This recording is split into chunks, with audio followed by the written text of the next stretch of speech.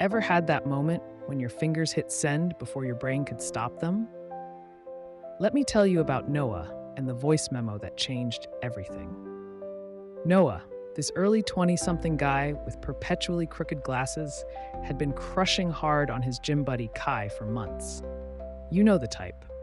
The guy with abs that look photoshopped and a smile that makes you forget how to count reps. One night, Noah was venting to himself, recording what he thought was just a practice run of his feelings. Kai is so hot, I literally fumble my shaker bottle every time he walks by. Like, I'd let him bench press me if he asked, Noah rambled into his phone. But here's where it gets good. He didn't realize the voice memo was actually recording. And in a moment of sleep-deprived brilliance, his thumb betrayed him and hit send, directly to Kai.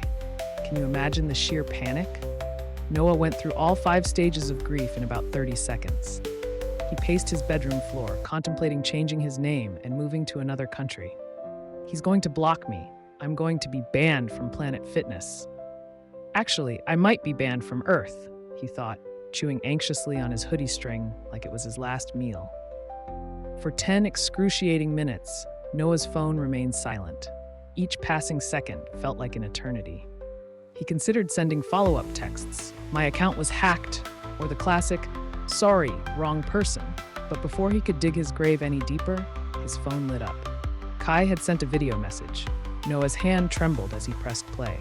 There was Kai, fresh from the shower, towel draped casually over those shoulders Noah had admired from afar for months. So, voice memo, huh? Kai said with a knowing smile. That wasn't very accidental.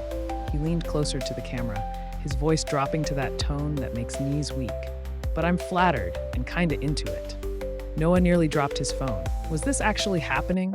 Kai continued. I've seen the way you look at me, especially on leg day. Then came the words Noah never expected to hear. You wanna come over sometime? We can work on your form, or something less innocent. And then Kai winked, actually winked before ending the video. Noah's reaction? Pure, unfiltered euphoria. He jumped onto his bed, screaming into his pillow like he'd just won the lottery, which in the dating world, he kind of had. When he finally composed himself enough to face his camera again, his cheeks were flushed, and he was grinning like he'd just discovered the secret to happiness. If I disappear for 48 hours, he told his friends later, don't worry, just know I'm stretching. The moral of this story?